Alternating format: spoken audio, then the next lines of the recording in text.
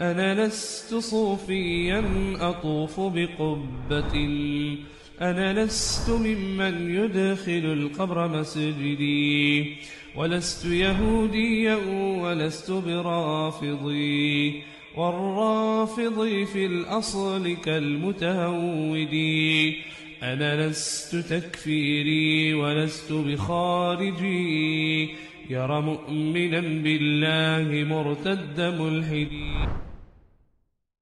Dans vos personnages préférés, il y a Paul, Paul de Tarse, l'apôtre des gentils. Une chose que vous ignoriez peut-être à propos de lui, en tout cas la chose que je trouve la plus folklorique et à la fois la plus tragique et la plus drôle. Paul vient de se convertir. Il rencontre le Christ sur la route de Damas. Normalement, il devait se rendre à Damas pour percer les chrétiens. Le Christ lui apparaît, il devient aveugle. Il se convertit à Damas, il est baptisé par Ananie, il retrouve la vue. Il se met à prêcher l'évangile. Et là, les Juifs ne comprennent pas ce qui se passe. La personne qui était censée détruire les chrétiens se met à le prêcher en leur faveur. De rage, les Juifs cherchent à le faire mourir et Paul va devoir se cacher. Il ne pourra sortir de Damas. Damas était fortifié avec des enceintes extérieures. Il ne pourra sortir de Damas que caché dans un panier que l'on va faire descendre du haut des remparts. Étonnant, non?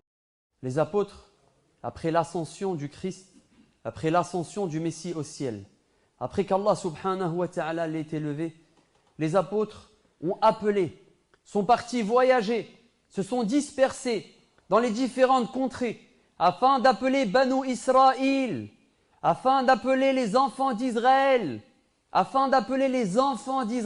toutes les nations et tous les peuples de la terre, Banu Israël, afin d'appeler les enfants d'Israël à adhérer au message qui leur a été envoyé, au messager qui leur a été envoyé, le Messie, Jésus, fils de Marie. Car de Banu Israël, Jésus vient de ce peuple, car il est descendant du prophète Israël, et Jésus a été envoyé à ce peuple. Toutes les nations, les peuples de cette planète ne sont pas concernés par le message du Messie. Les apôtres se sont alors propagés sur terre, appelant ainsi Banu Israël, les enfants d'Israël, à reconnaître le messager qui leur a été envoyé, leur transmettant ainsi l'évangile qu'il a reçu de la part d'Allah subhanahu wa ta'ala. Mais très rapidement, un homme, retenez son nom, un homme, un imposteur, un hérétique. Vous savez de qui nous parlons? De Saül. Saül, appelé après sa pseudo-conversion, Paul de Tarse, l'hérétique. L'hérétique qui va venir semer le désordre, semer la zizanie et venir falsifier le message du Messie.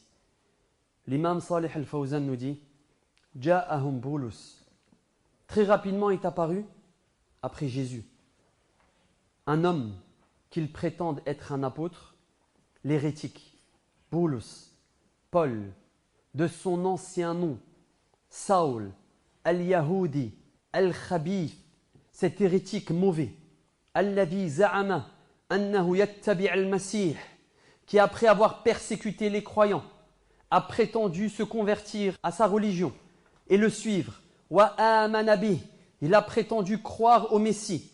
Ahdatha indahum ashya'a minha, c'est lui, l'hérétique, Paul, Saul de Tarse, qui va venir falsifier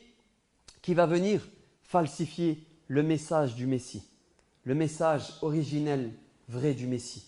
C'est lui, Paul, qui va inventer notamment as-salib, qui va inventer notamment la sacralité de la croix. C'est lui qui va donner à la croix une sacralité et qui va inciter les gens à sacraliser la croix. Leur rappelant que Jésus aurait été crucifié sur cette croix et qu'il faut donc maintenant diviniser cette croix. C'est lui, Paul, Saul, Paul de Tarse, qui va venir falsifier le message du Messie.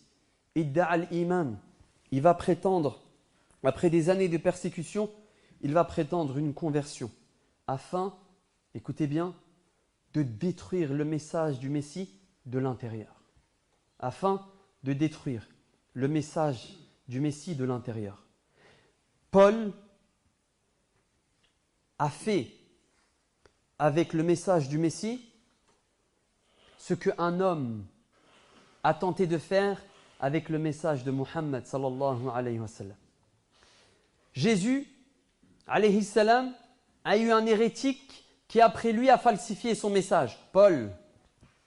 Après le prophète Muhammad sallallahu alayhi wa sallam, nous avons aussi dans notre communauté notre Paul, l'hérétique imposteur, qui va venir essayer de falsifier le message de Muhammad sallallahu alayhi wa ala alihi wa sallam après sa mort. Qui est-il?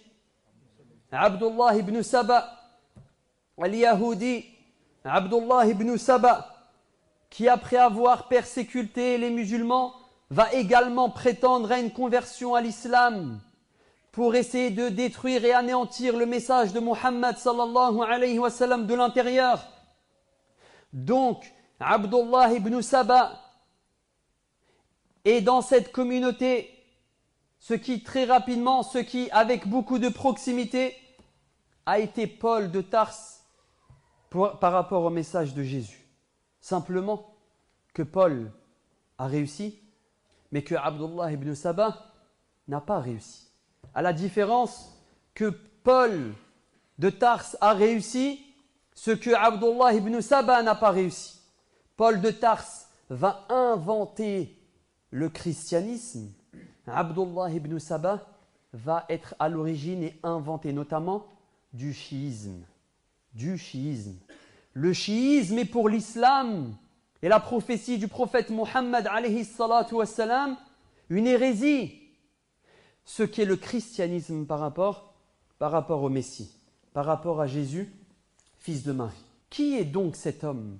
Qui est donc Paul qui a fait autant de mal au message du Messie? Paul, qu'ils disent être l'apôtre Paul. On les entend dire l'apôtre Paul, c'est vrai? L'apôtre Paul. Subhanallah. Comment pourrait-il être l'apôtre de Jésus alors qu'il n'a jamais rencontré Jésus? Comment pourrait-il être un apôtre du Messie alors qu'il est apparu après le Messie et qu'il n'a jamais rencontré le Messie? Mais il nous dit si une apparition lui est apparue. Un peu comme nos soufis à nous. Ils voient beaucoup de choses. Ils voient tous, les hérétiques, subhanallah, ils voient tous des visions. Paul, subhanallah, dans les débuts, persécute les suiveurs du Messie.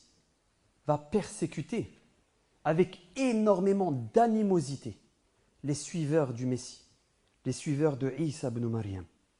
Et le pire, les frères, c'est que ces persécutions, cette haine que vouait Paul à l'égard des premiers, à l'égard des suiveurs du Messie, Paul les a reconnus lui-même. C'est écrit dans leurs livres, c'est inscrit dans la Bible. Ainsi nous lisons dans le livre des Actes des Apôtres, chapitre 26, verset 9. Paul dit, écoutez bien, « Pour moi, j'ai pensé qu'il fallait combattre très activement le nom de Jésus de Nazareth. » Il reconnaît sa haine et son animosité, ses persécutions à l'égard de Jésus de Nazareth. Verset 10. C'est ce que j'ai fait à Jérusalem. Il le reconnaît, c'est écrit. C'est ce que j'ai fait à Jérusalem. J'ai moi-même emprisonné beaucoup de fidèles en vertu des pouvoirs reçus des grands prêtres. Et quand on les mettait à mort, écoutez bien, et quand on les mettait à mort, j'avais apporté mon suffrage. Paul, Saul, l'hérétique, reconnaît avoir participé à la mort des tout premiers fidèles suiveurs du Messie. Au verset d'après 11, souvent, il dit « Je passais de synagogue en synagogue et je les forçais à blasphémer en leur faisant subir des sévices au comble de la fureur. Je les persécutais jusqu'à dans les villes hors de Judée. Je les persécutais jusque dans les villes hors de Judée. » N'est-ce pas là la haine, l'animosité et les persécutions que vouait Paul, Saul, Paul de Tars à l'égard des tout premiers suiveurs de Jésus. Malgré sa haine, malgré ses persécutions, malgré son animosité, il n'arrivait pas à détourner les suiveurs de Jésus, les suiveurs du Messie. Alors, il va entamer une ruse. Alors, il va entamer un stratagème. Ainsi, on trouve dans le livre des Actes des Apôtres, chapitre 26, au verset 12, qu'il va prétendre à une conversion. Écoutez bien, Jésus n'est plus là. Jésus, selon eux, est mort sur la croix, selon nous, a été élevé au ciel. Donc, comment pourrait-il être un compagnon? Comment pourrait-il être un apôtre? Jésus a été élevé au ciel. Mais regardez ce qu'il va nous inventer. Il est fait mention dans le chapitre 26 au verset 12. C'est ainsi, donc Paul dit, c'est ainsi que j'allais à Damas, muni d'un pouvoir et d'une procuration des grands prêtres. Au verset 13, en plein midi, sur la route, ô roi, j'ai vu venant du ciel une lumière plus éclatante que le soleil, qui m'enveloppa, moi et ceux qui m'accompagnaient. Et au verset 14, tous, nous sommes tombés à terre et j'ai entendu une voix. Une lumière a jailli. Et voici que Paul entend des voix. Quelle est cette voix? Il dit, j'ai entendu une voix qui me disait, Saül, Saül, son nom juif avant sa conversion, Saül, Saül, Paul, Paul, pourquoi me persécutes-tu? Cette voix lui dit, Paul, Paul, pourquoi tu me persécutes? Et au verset 15, et moi, je dis, qui es-tu, Seigneur? Le Seigneur répondit, je suis Jésus, celui que tu persécutes. Je suis Jésus, celui que tu persécutes. Paul, qui n'a jamais rencontré le Messie, va prétendre alors l'avoir vu, une illumination, une apparition, qu'une lumière a jailli.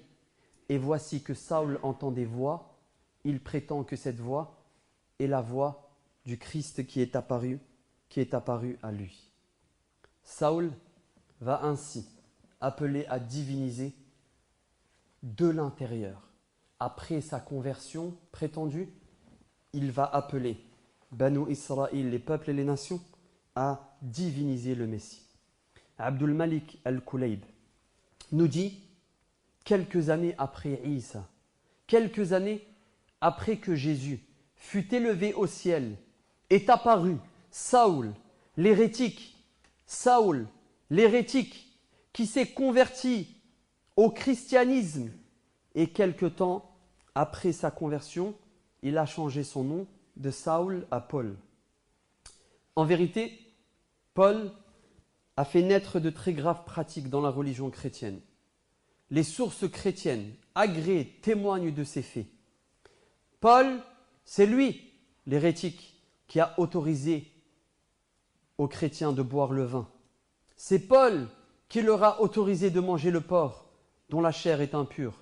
C'est Paul qui a interdit la circoncision et s'est donné à appeler dans les congrégations chrétiennes à une croyance contraire au tawhid, alors qu'il n'a aucune preuve, alors que Paul n'a aucune preuve dans cela, ni dans la Torah, ni dans l'évangile que Jésus leur a laissé. En effet, il a commencé, Paul, dès l'an 38 après Jésus. Paul va commencer dès l'an 38 après Jésus, après le Messie.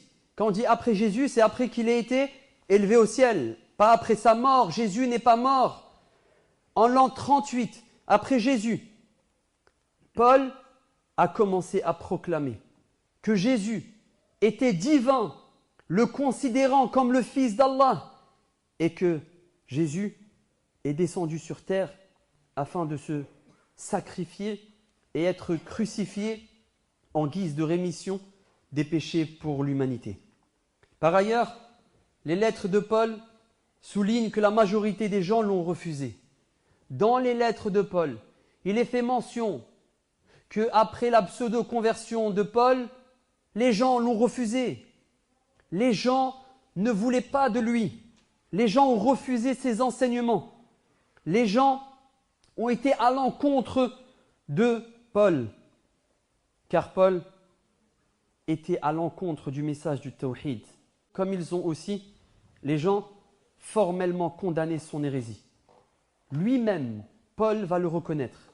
On trouve dans Timothée 1,15 « Tu sais que tous ceux qui sont en Asie m'ont abandonné. » Paul reconnaît ici, dans Timothée, que les gens l'ont abandonné, que les gens l'ont renié à cause des hérésies qu'il a inventées.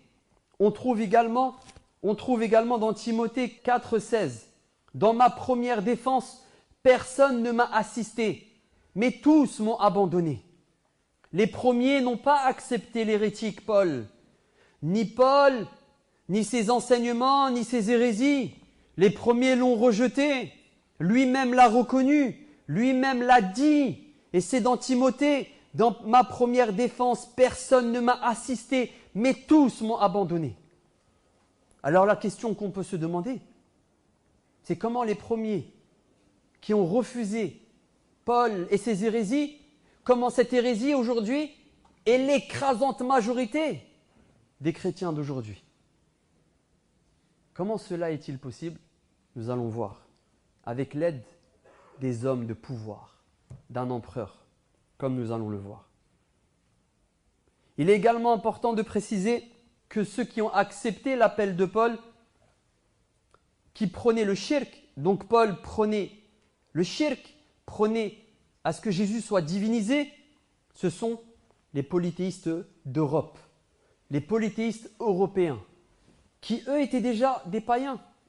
Une grande partie d'entre eux étaient adorateurs du soleil, et l'idolâtrie, des idolâtres, ils l'étaient déjà. Quant à ceux d'Orient, ce sont eux qui l'ont rejeté avec force. Ensuite, l'idée, l'hérésie, va quand même se propager au sein des premiers siècles jusqu'au IVe siècle. En l'an 325, un été, durant les mois de mai, juin et juillet, dans une petite ville qui s'appelle actuellement İznik, en Turquie, qu'on appelait à l'époque Nicée, va se dérouler un grand rassemblement, un concile, qui porte le nom du concile de Nicée. Le concile de Nicée. Nicée, anciennement İznik, qui se situe aujourd'hui en Turquie. Vont se rassembler les évêques et les prêtres afin d'officialiser la divinité du Messie. Une grande polémique a éclaté dans ces premiers siècles entre les différentes communautés. D'une part, notamment, Paul et ses adeptes qui appelaient à la divinité du Messie, et d'autre part, un homme qui s'appelle Alexandrin Arius. Vous connaissez Arius, le prêtre Arius? Arius reniait que Jésus était incréé. Arius reniait la divinité de Jésus. Et la majorité des chrétiens d'Orient ont adopté l'arianisme, étaient, selon l'idéologie et la croyance de l'arianisme. Cette polémique a enflé. Deux grands groupes s'affrontent. Les partisans de Paul, l'idolâtre païen hérétique, et les partisans de Arius, Alexandrin Arius, qui lui rejette et renie la divinité du Messie, la divinité de Jésus. Alors, Constantin le Grand, l'empereur, qui s'est converti au christianisme 280-337, au début du IVe siècle de l'ère chrétienne, il a organisé une grande congrégation, appelant ainsi les prêtres et les évêques du monde à venir se rassembler dans la ville de Nicée en l'an 325, afin d'étudier les croyances chrétiennes prédominantes à l'époque. Événement qui a mis les partisans de Paul en conflit avec les adeptes de l'arianisme uni, dont le chef était Alexandrin Arius. Constantin le Grand va organiser ce concile afin de voir les différentes grandes pensées des chrétiens des premiers siècles. Les partisans de Paul qui appellent à la divinité du Messie et les partisans de Arius, Alexandrin Arius, qui renie la divinité du Messie. Constantin a fait son choix. L'empereur Constantin le Grand a choisi. Et quel mauvais choix!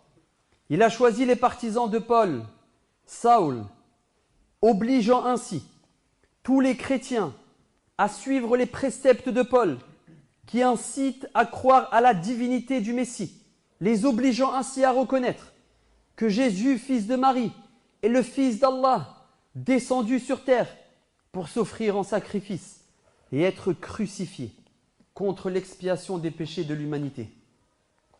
Il a aussi ordonné, l'empereur Constantin, à l'assemblée de brûler les livres qui s'opposaient à ses décisions.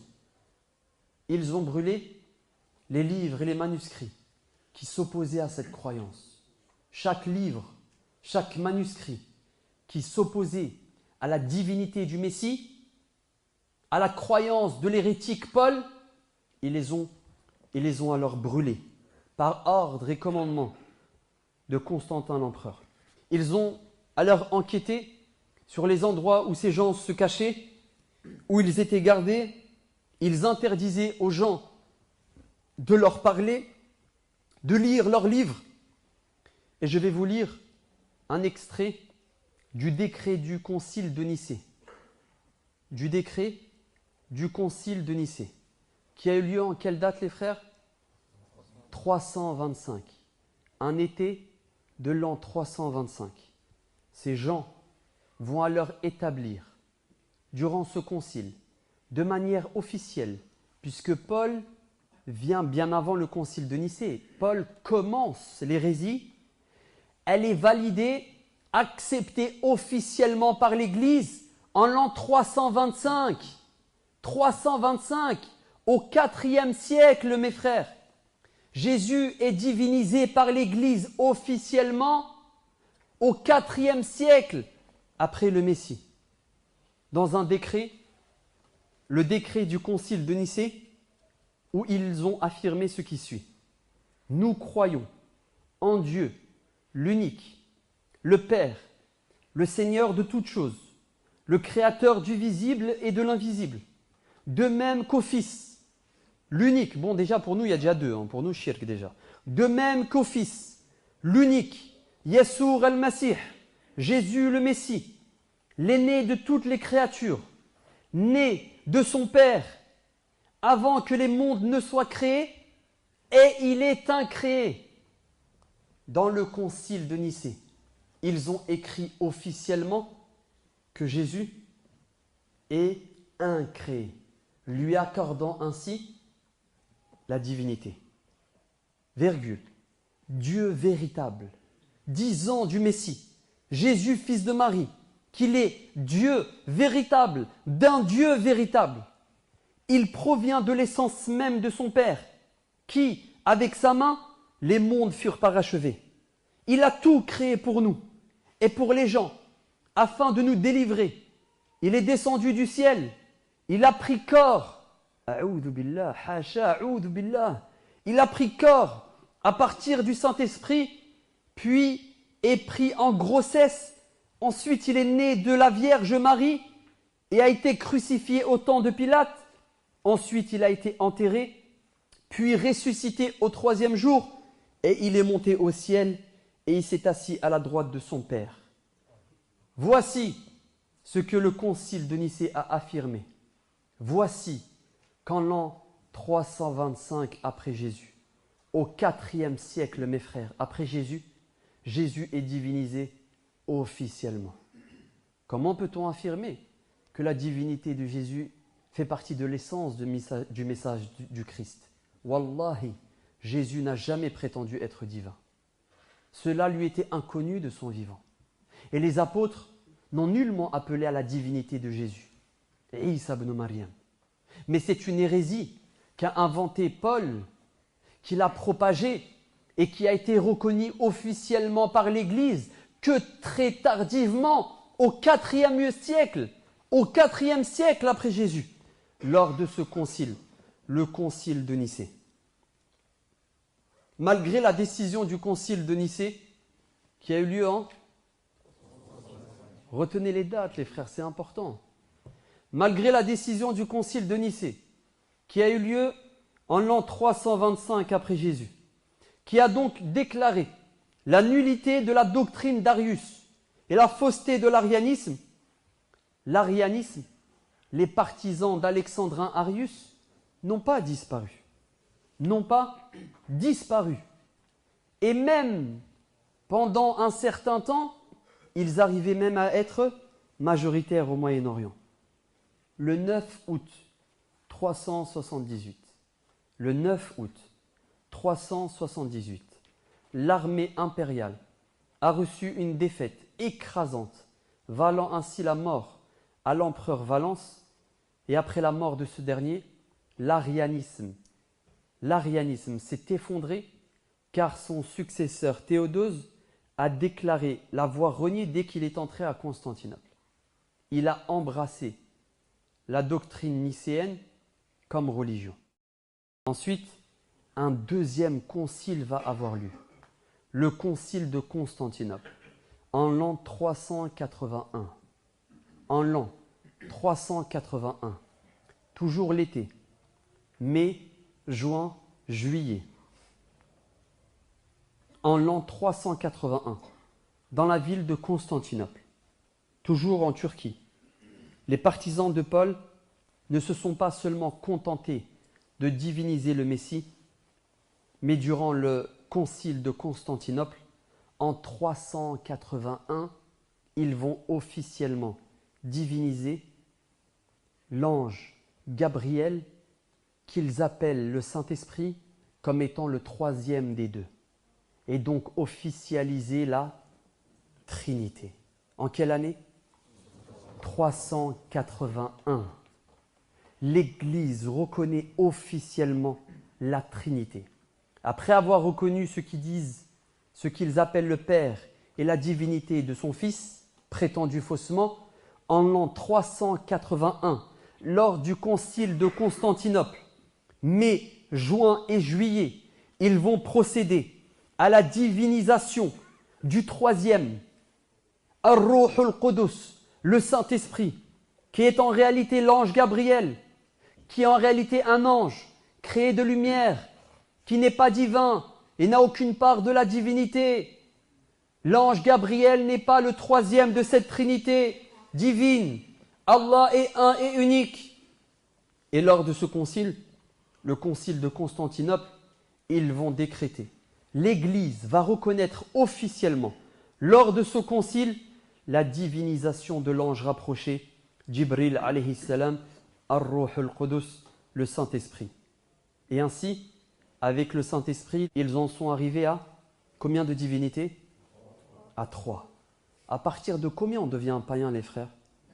À partir de 2. Ils en sont arrivés là à combien ? Ils en sont arrivés là à concevoir la Trinité. Et je vais vous lire un passage de ce concile, le concile de Constantinople, qui a eu lieu en l'an 381. Nous croyons en un Dieu unique, le Créateur du ciel et de la terre, en un Seigneur unique, évidemment, bien sûr. Jésus, Fils de Dieu, le seul né du Père, prééternellement, lumière sur lumière, un vrai Dieu, de la part d'un vrai Dieu. Il est né et il est incréé. Donc ici, on a le passage de la divinisation du Messie. Il est égal au Père. A'udhu billah. Il est égal au Père en l'essence. Et là, le passage où ils ont divinisé l'ange Gabriel, le Saint-Esprit. Et nous croyons au Saint-Esprit, le Seigneur revivificateur, qui provient du Père et du Fils, qui est avec le Père et le Fils, on leur prosterne et on les glorifie. On leur prosterne et on les glorifie.